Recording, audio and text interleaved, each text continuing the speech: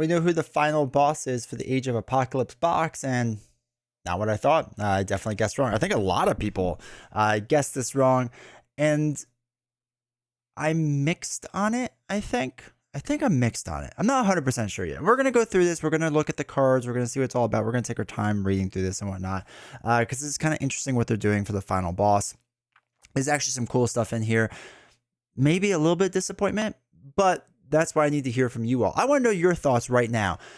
Make sure when you scroll down, hit the like button, hit subscribe if you're not subscribed yet, because that really helps out the channel. But write a comment. Let me know if this is what you liked or would have liked to see for the final boss or not. So let's go check out the final villain of the Age of Apocalypse box, which is Apocalypse.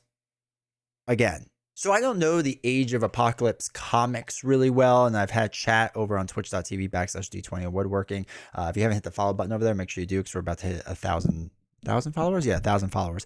So they've explained to me the comics and whatever. Never did this option come up as like a thing that would happen in the comics. So I don't really know if somebody knows the comics well. Again, let me know down in the comments what you all think, but here we go.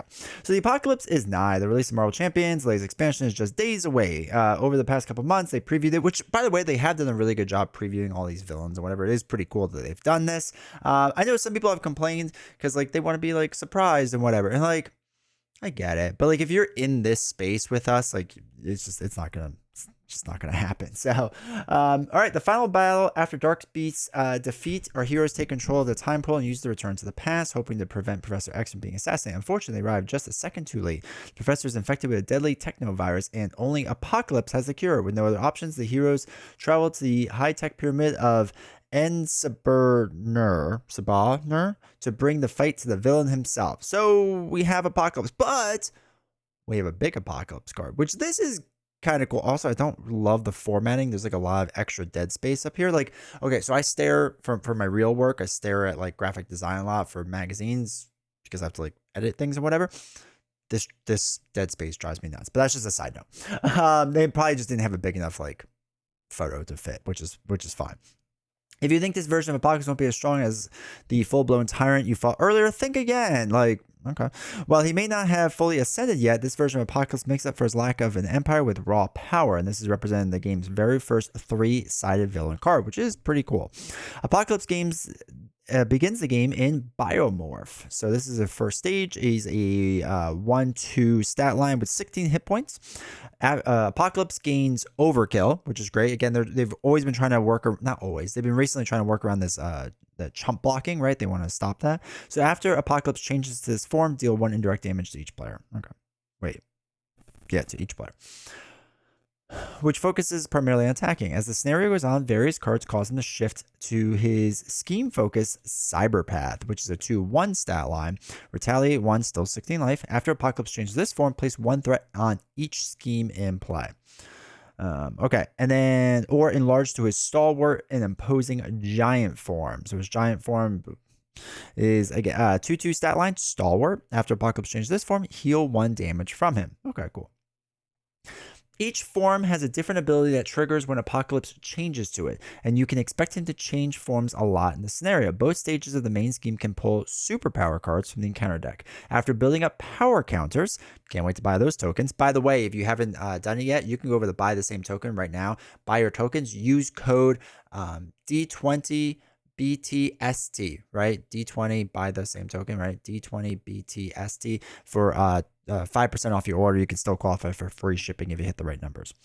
Okay, so for example, his Biomorphic Blast, let's see, treachery card, when revealed, if Apocalypse is in biomorph form, he activates against you. Otherwise, change Apocalypse to Biomorph and place 1 power counter on the main scheme. So hopefully we'll get into that in a second.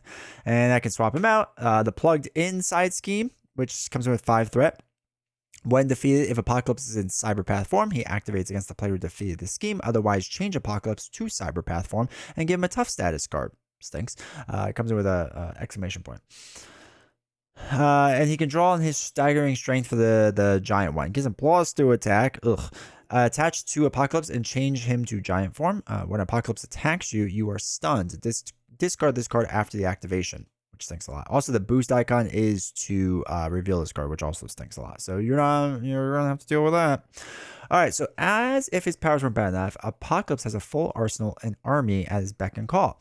With the Celestial Tech Encounter set, Apocalypse can wield a celestial weapon, right? So attach the villain. When the villain attacks you, discard the top card of your deck. If this card's resources has energy, is deal 2 damage to identity. Mental is to discard a card from your hand. At least you get to pick it. It's not random.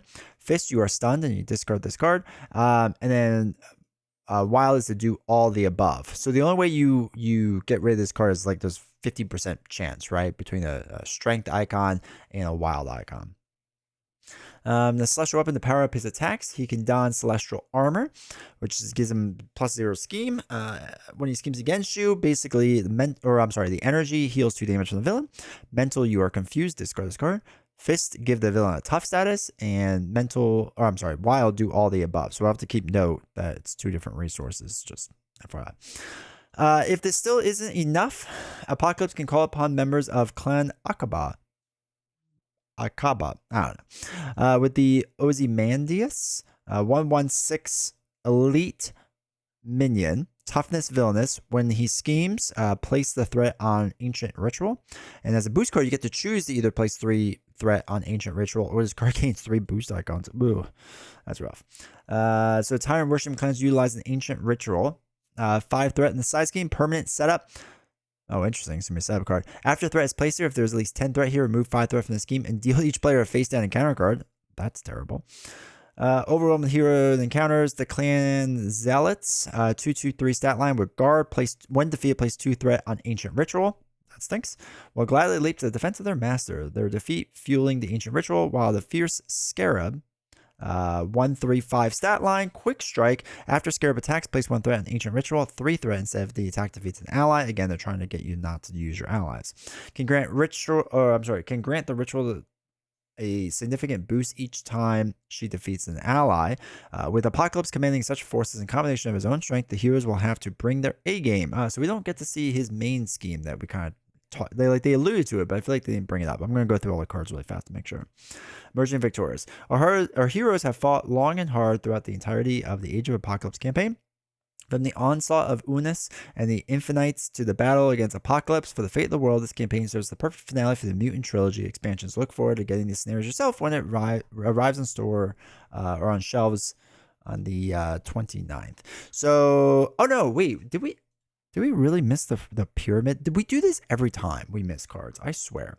All right, so here's the pyramid. 8 threat per person. Force response comes with 1 per person. After resolving step 1 in the villain phase, place 1 power counter. If there's at least 4 power counters, the first player removes 4 of them and discards the top encounter card until a superpower card is discarded and reveals it. Okay, so that's how he's getting his superpower cards. That makes sense. Then it gets into the Apocalypse cards. Treachery, which is superpower, right? This is what's gonna make him morph and whatever. The side scheme is also superpower. This attachment's also superpower. He's gonna have a lot of superpower cards.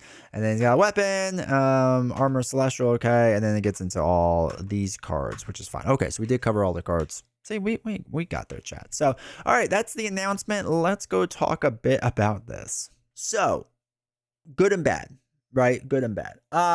Obviously, okay, first there's like the middle of the road. We will not know how good or bad this scenario is until we actually play it, right? All this is just speculation. This isn't a review of the box or of this villain. So it's all speculation for right now. Okay, with that out of the way. It's interesting they're going this path, and it makes me wonder if this is part of the pushback from the Thanos box, where like Thanos was just like a one-time villain, but the Infinity Gauntlet was like the star of the show, and they threw it on Loki, and everyone hated Loki, right? Loki's just a terrible villain. So I wonder if this was them going, okay, we're gonna name it Age of Apocalypse. He is the big bad of like X-Men, I guess. So he's worthy of 2 scenarios, which, okay, like I get the argument, it's fine. It's weird that we're gonna have again like a collector 1, collector 2 sort of thing, but better, right? I don't want to make it seem like we don't. It's just I don't know. I feel like after collector 1, collector 2, I always had like this weird taste in my mouth, and it's probably just because I really hated collector 1. Collector 2 wasn't as bad, but I really don't like collector 1 or like anything about it. So maybe it's just like a weird taste in my mouth from that. You know what I mean? That I'm just not worried, but concerned, I guess. It's it's interesting they're going this route. I don't hate it. I'll be interested to see what the community says because it feels like everyone's really expecting Onslaught. Like he is really the big bad villain. And it's interesting that it did not go that route. It's pretty interesting to me. As far as Age of Apocalypse box goes, I like thematically, I guess it makes sense, right? I mean, Apocalypse should be the finale of his own box. It'll be fun. It'll be interesting to see how the two play, right? And it'll be interesting to see if when we physically get them, if players actually split their time evenly between the two apocalypses. Apocalypse I. Are they going to just go against the harder one, the fifth one, or are they going to go against the third one? You know what I mean? Like how I wonder how people will split. And that we won't know until it comes out, right? That's just speculation. But it's an interesting choice. I guess is what it really comes down to. I think as far as the villain goes, I think he looks interesting. I think it's cool they're doing the whole 3-card thing. It'll be fascinating to see how he flips and works and changes and all that fun stuff. He does look rough. He looks rough, and as he should be as a 5th villain. I can't, we've seen so little of the cards that I have no idea if it's going to be like too much or too ridiculous. There's only one way to find out when we play him. I guess we'll get 3 big flippy cards. We haven't really seen that yet. I would assume we would. So hopefully we get 3 of them. There's only, what was there? 16 cards in his deck, I think. Let me just double check really fast. He has 16 cards in his deck. So, and the main scheme is a 4 out of 16. So yeah, there must be 3 of him. Okay, so he's getting 3 of them. So that's good at least. It's not like a Loki thing or something where you just get like 1 and you just start on a different thing or something. I don't know. So yeah, I think it's interesting. He definitely, his stat line looks rough. He looks rough. Everything about him kind of looks rough in a good way. I think his attachments and his superpower cards are going to be the hardest thing to deal with. There's definitely a lot that he's throwing at you. And then with the clan stuff, right? The clan Akaba, that seems rough. That seems like that's going to be a really rough time to kind of have to deal with that and more side scheme stuff. It seems like they're pushing more on the side schemes with next evolution than this, which is cool, right? That's fine with the design choice. So it'll be interesting. So yeah, I don't know. It'll be interesting. I guess that's where I'm going to leave it at, is that it'll be interesting to see again how people play it, right? Because I feel like a lot of Marvel Champions is that you want to face like a certain type of villain, right? Or like a certain named villain, right? So like if you're playing and you're like, man, I really want to go against like Juggernaut, right? Like you go against the name Juggernaut, right? And it's a fun, exciting challenge, right? I want to go against the Sinister Six, right? Okay, you go against that like named challenge, right? I want to face the Green Goblin, right? When you want to face against Apocalypse, like inherently, I would assume that one of them is going to be a better scenario. I mean, like just realistically, one is probably going to be better than the other. It doesn't mean that the other one's bad by any means, but it just means one's going to be better. Are people just going to end up playing the majority of one scenario over the other? Like, I don't know. It's just that's like the weird part to me, I guess. Is I always just picture Marvel Champions as like the game where I pick up and play a fun hero and I pick against a villain and I kind of like live out that scenario. And the fact that there'll be 2 villains of that name, I wonder if like I will just like not play the other version of it because there's going to be like a better version of that villain. I don't know. Again, we don't really know. And that's why I want you to comment down below, what your thoughts are, what you think about this. It's an interesting design choice. It's interesting. It's cool. We'll see how it plays out campaign-wise, and we'll see actually when we get the cards how it all goes and whatnot. So I'm excited. I'm still excited. I still think this box looks phenomenal. This looks as good as Mutant Genesis to me, and I thought Mutant Genesis was a really good box. So I'm really excited for this. I think this looks really strong. So, like I said, let me know down below. Make sure you hit subscribe, all that fun stuff.